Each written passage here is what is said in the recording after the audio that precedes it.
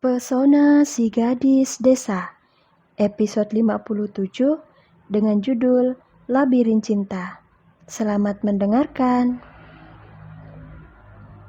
Apa kau sudah menemukan siapa gadis yang sedang menjalin hubungan dekat dengan Vedo? Tanya Kanita pada seorang pria yang wajahnya tertutup masker. Pandangannya sedikit berputar akibat pengaruh alkohol yang dia minum. Belum, Nona. Di Jepang tidak ada satupun wanita yang dekat dengan Tuan Vedo selain wanita yang beberapa bulan lalu menemaninya menginap di hotel. Kening Kanita mengerut. Yang benar saja, jelas-jelas waktu itu Vedo mengatakan sendiri kalau dirinya tengah dekat dengan seorang gadis bernama Luri. Masa iya luri-luri itu tidak berwujud? Sepertinya kau salah menemukan informasi. Priaku benar-benar memiliki seorang gadis, namanya Luri. Dia mengatakannya langsung di depan wajahku. Ucap Kanita emosi seraya menunjuk wajahnya sendiri. Pria bermasker itu nampak terdiam bingung setelah mendengar ucapan Kanita. Namun kebungkamannya itu malah membuat Kanita menjadi semakin emosi. Dia sudah membayar dengan sangat mahal hanya demi mencari tahu siapa Luri, gadis menjijikan yang sedang diincar oleh Vedo. Bahkan Kanita rela mendatangi kelompok paling berbahaya di Jepang agar bisa mendapatkan informasi yang dia mau. Sudah bisa dipastikan kebungkaman pria ini membuat darah di tubuh Kanita mendidih. Yang benar saja. Nona, sejauh aku mencari tahu tidak ada satupun wanita yang bernama Luri. Akan tetapi jika dilihat dari namanya sepertinya dia bukan berasal dari Jepang. Mungkinkah Tuan Vedo bertemu dengan gadis itu di luar negara ini? Maksudmu Luri itu berasal dari negara lain? Begitu? Tanya Kanita. Emosinya perlahan-lahan mulai mereda. Itu bisa saja terjadi mengingat seperti apa jenis pekerjaan yang dilakoni oleh Tuan Vedo. Akan sangat wajar jika mereka bertemu di saat Tuan Vedo melakukan perjalanan bisnis ke negara lain. Jika Nona mau, aku akan menyelidiki masalah ini secepatnya. Akan tetapi... Pria bermasker itu langsung tersenyum semeringah begitu Kanita melemparkan amplop ke arahnya. Sambil bersiul, pria tersebut membuka amplop untuk memeriksa seberapa banyak bayaran yang dia dapatkan. Aku akan memberimu lebih banyak dari ini kalau kau berhasil menemukan alamat gadis itu. Tenang saja, bekerja padaku tidak akan rugi.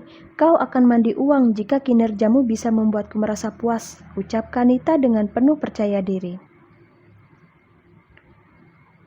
Terima kasih banyak Nona Kanita. Kau adalah klien paling royal yang pernah aku dapatkan. Tapi kalau aku boleh tahu, apa kau tidak merasa takut jika suatu hari rencana kita diketahui oleh keluarga Eiji? Dengar-dengar nyonya di rumah itu sangat berbahaya, tanya si pria dengan tatapan serius. Kanita menghela nafas panjang. Sebenarnya dia juga sedikit khawatir kalau pergerakannya dibaca oleh keluarga Vedo. Dia bukannya tidak pernah mendengar akan kegarangan seorang Abigail Eiji yang mampu menghabisi belasan penjahat seorang diri yang ketahuan menyelundup masuk ke kediamannya. Sebagai orang normal, sudah pasti Kanita merasa takut dan was-was. Akan tetapi cinta butanya pada Vedo membuat Kanita nekat membayar seseorang untuk menyelidiki gadis yang sudah diklaim kekasih oleh pria kaya raya itu. Dia tidak rela Vedo jatuh ke pelukan wanita lain selain dirinya. Kanita tidak rela. Aku tentu saja takut, karena itulah aku membayar mahal pada kelompokmu demi tugas penting ini. Mulut ketuamu yang banyak bicara itu harusnya tidak membuatku merasa sia-sia menggunakan jasa kalian, bukan? Jawab Kanita seraya memicingkan mata. Kalau untuk urusan itu aku tidak mau terlibat, Nona. Di sini tugasku hanyalah mencari tahu tentang siapa gadis itu. Selebihnya aku tidak akan mau menerima perintah lagi karena aku masih sayang nyawaku. Permisi. Setelah menegaskan tentang batasan dia bekerja, pria bermasker tersebut langsung pergi dari sana. Kanita yang merasa tidak dihormati menjadi sangat kesal dibuatnya. Dia seperti sedang dibodohi karena ternyata pria yang tadi hanya melakukan satu tugas saja.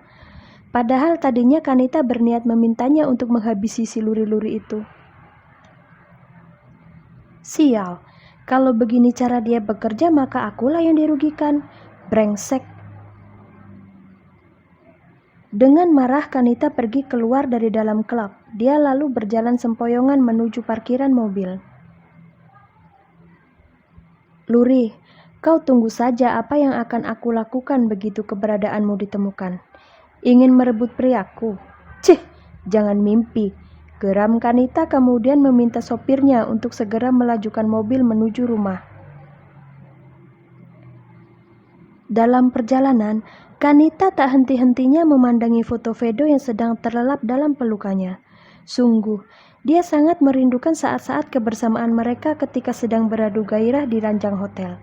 Meski hanya satu malam, nyatanya kehangatan itu mampu membuat seorang Kanita menggila.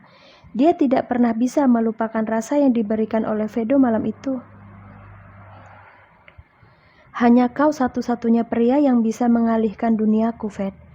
Maka dari itu aku tidak akan pernah melepaskanmu apapun yang terjadi. Kau harus menjadi milikku. Harus. Tak lama kemudian, mobil Kanita akhirnya sampai di halaman rumahnya. Dia yang saat itu berada dalam kondisi mabuk berat hampir terjatuh ketika hendak masuk ke dalam rumah. Untung saja ada pelayan yang sigap membantunya. Jika tidak, dia pasti sudah jatuh terjerembab ke lantai. Astaga Kanita, kenapa kau mabuk-mabukan terus sih? Tegur Mili sambil memegangi tubuh putrinya yang tengah dipapah oleh pelayan. Tolong kalian siapkan pakaian ganti untuknya. Jangan lupa air bilasnya juga. Baik, Nyonya. Dengan susah payah Mili membawa Kanita ke kamarnya. Dia lalu menarik nafas panjang ketika Kanita malah tertawa sambil menatapnya begitu dibaringkan di ranjang. Mau sampai kapan kau hura-hura begini, Kanita? Kau itu sudah dewasa. Cobalah serius memikirkan masa depanmu, tegur Mili pelan sembari duduk di sisi ranjang. Memangnya apa yang perlu aku pikirkan, Bu? Orang tuaku kaya raya. Hartanya tidak akan pernah habis meski dimakan 7 turunan. Jika aku tidak berfoya-foya seperti ini, lalu siapa yang akan menghabiskan harta benda kalian, hah? Tuyul, seloroh Kanita kemudian tertawa kencang. Bicaramu melantur, Kanita. Walaupun memang benar kalau harta keluarga kita tidak akan pernah habis, masa iya seumur hidup kau hanya akan mabuk-mabukan setiap malam? Lihatlah di luaran sana, banyak wanita berlomba-lomba menunjukkan bakat mereka di hadapan publik. Ibu juga ingin melihatmu menonjol seperti mereka, sayang. Ibu ingin orang-orang terus mengeluhkan namamu, ucap Mili tak habis pikir. Tawa Kanita kian menguat ketika sang ibu lagi-lagi bersabda. Rasa-rasanya telinga Kanita seperti akan pecah karena harus selalu mendengar keinginan sang ibu yang tidak masuk akal. Bagi Kanita, untuk apa dia harus bersusah payah berlomba seperti para wanita itu jika dengan uang miliknya saja dia bisa menggenggam segala ketenaran yang ada. Dia bukan tipe wanita bodoh seperti mereka. Bu, putrimu ini ditakdirkan lahir sebagai tuan putri dari keluarga terhormat. Jadi tolong jangan membandingkan aku dengan wanita-wanita bodoh itu. Kami tidak selevel untuk ibu sejajarkan, ucap Kanita. Ibu tahu sayang, tapi tetap saja ibu ingin mendengar orang lain memujimu. Selama ini yang masuk ke dalam telinga ibu hanya tentang sikapmu yang angkuh dan semena-mena. Sama sekali tidak ada satupun yang memuji.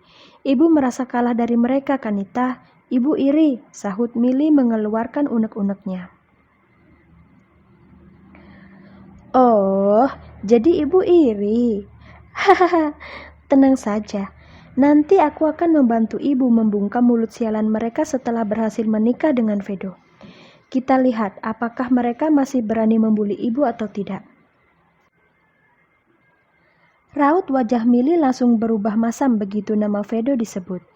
Dia masih amat sangat dongkol dengan kelakuan ibu dan juga adiknya ketika bertemu di salon beberapa waktu lalu. Ditambah lagi dengan kejadian di restoran di mana Vedo berani membentaknya, membuat kebencian Mili kian membesar.